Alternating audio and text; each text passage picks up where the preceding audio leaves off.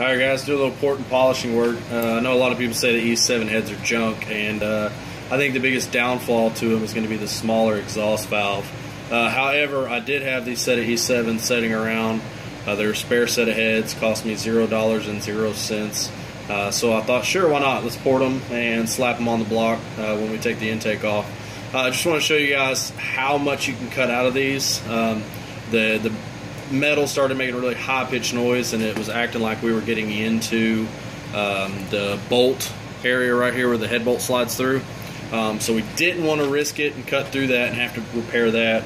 It really wasn't worth it. But just to show you guys kind of the size difference, and we still have to come up here and cut. I didn't have a small enough one to cut up in these corners to make them nice and rounded like here from the factory. So I've got to go to a smaller rasp, and I've got to cut into this and make these nice corners and stuff like that. But either way, we did cut, I'd say probably 7/8 of it from here to here, quite a bit. And as you can see, this is the your factory one here. The center you gain quite a bit. Go ahead and lock this down. Show you that it does. That's a little snug. It does move in and out a little bit, so it catches there. We come over to this head. You can see how much of a gap we have, how much movement I have back and forth in this. Let's see if we can get some lighting in here. There we go. You can see how much I have there. I mean, there's quite a bit. I'm gonna grab this flashlight and see if that helps. There we go. We got quite a bit of wiggle room in this, in here, all the way through. That's what we want. The biggest difference you'll notice. So if we come down here, there, I'll go up here so you guys can see a little bit better. To the very base of this, right where this corner, it comes up top here, or what would be at the bottom of the cylinder head. See how tiny that is compared to even, I mean, just right here. I mean, it's got quite a bit of difference here. But when we come to this side of the head, you see how much of a difference that made. All the way through. How much more opening we have there. Even if you come down here, get the center point of this. There we go. Come down here to where we worked this one. You can see, look at all that gap we have there. I mean, it's really opened these heads up. And we haven't even touched the bowl area or anything like that. We've got quite a bit of time in just this one port. It's looking pretty good. We got all the castings shaved out of it. I'm going to come back with some sandpaper. We're not looking to polish it because it's the intake side, but just get a little smoother because there is some pretty big chunks from the rasp.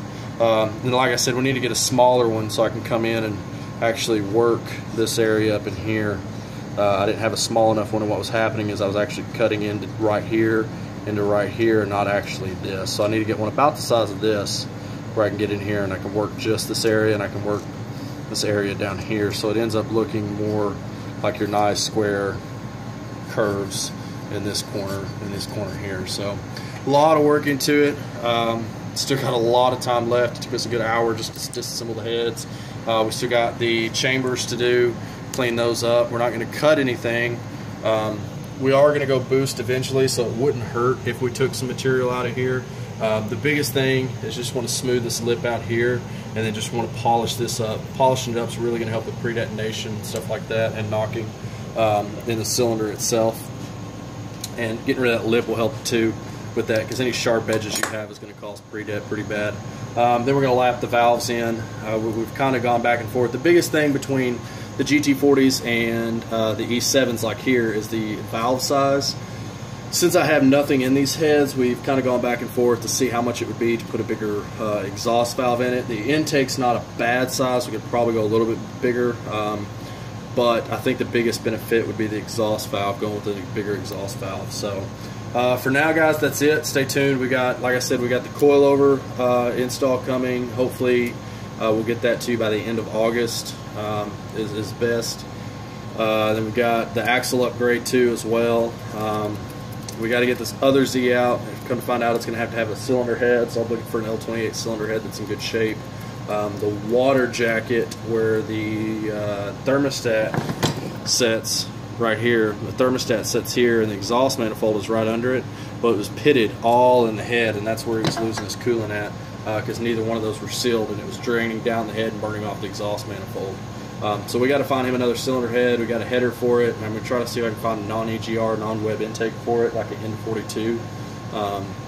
So we'll get that out of here. Hopefully we get that out of here. We can get my Z in and get all the stuff done so I can film it for you guys. But for now, just thought I'd shoot you a quick video. I know most of you Z guys don't care about Ford heads, but there are some guys out there that are following this because it is a Ford build. So I thought I'd show you a little porting on the E7s and how much you can actually get out of them by porting them. So for now, guys, that's it. Stay tuned. As always, question, comment, concern, just see down below and let me know. Peace.